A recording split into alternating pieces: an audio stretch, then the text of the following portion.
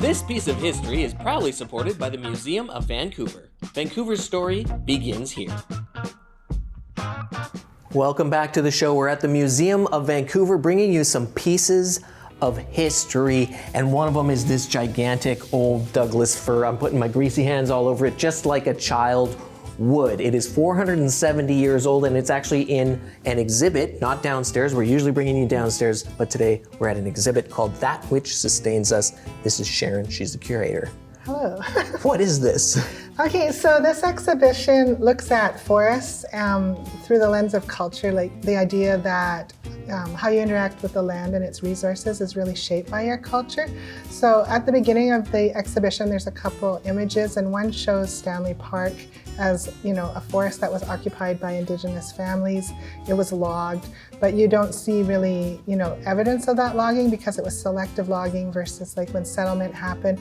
And there was like, you had to clear the land to own the land. You had to build something on it. So completely, removing all the trees from the land. So we're showing different ways of like looking at, the land and forests through lens of culture. But we're also looking at how pervasive wood is in daily life. When you think like it's something we build our homes with, we make paper out of it. In the past, they made water pipes out of it to bring clean water into the city. It's part of our daily lives, and it's really, really important to everything we do. And a lot of these some of this stuff is older, from older collections. Some of it is newer collections. Right.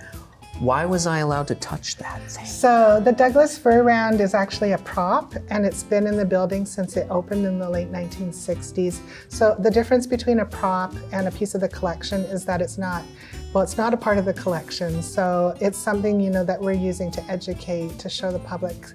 Like in that case, we're trying to show them the scale of the trees that were here in the city before it was logged. Right. And so we made a decision, the curatorial collective, which included people from Musqueam, Squamish, and Tsleil-Waututh, as well as forest historians, to keep it as part of this new exhibition. We had the choice to get rid of it or use it. So we sanded it down to make the tree rings kind of pop more again. And we decided to include it because how else can you convey scale except with something like, as impressive as that. Absolutely. Yeah, and you're allowed to touch it because it isn't part of the collection. So once it's in the collection, we have to preserve it. So then we're putting it, under glass. We're worried about light levels. Yeah. We're worried about insects, all those things. But with a prop, we don't have to worry about those So I can put my greasy hands all over it. Yeah, and it's been a lot of interest to people. Like there's some forest. I'll call them scientists on the island who have shown a lot of interest in it since there's another cut of that same tree on the island.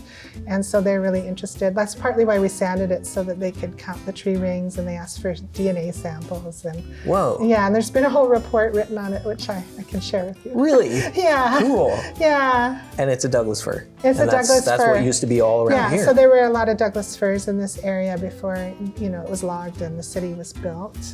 Yeah, and then we have also the cedar trees, which, we're experiencing kind of like that phenomena of the dying red cedars as well. So we're thinking a bit about climate change in this exhibition, but we're also putting little hints of like green infrastructure, into the exhibition so people can think, but what can I do to improve biodiversity in my neighborhood, in the city, make it a more comfortable place for us to live, but also the wildlife that inhabits the area with us.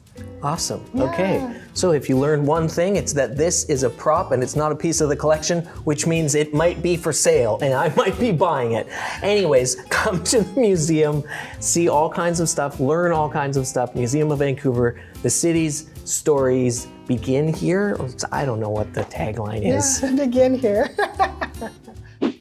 That's the show for this week. Big thanks to Mary and the Thunderjacks, Jeremy Koreski and his boat, everybody at the Museum of Vancouver, show director Derek Wong, roving reporter Nina Savage, editor Arav, and everybody at employee-owned CHEK Media. Follow me on social media for more stories and check out my printed digest, the Now You Know BC Almanac at bcbob.ca. You can buy copies there for $25 and subscribe to my newsletter where I do regular giveaways for it.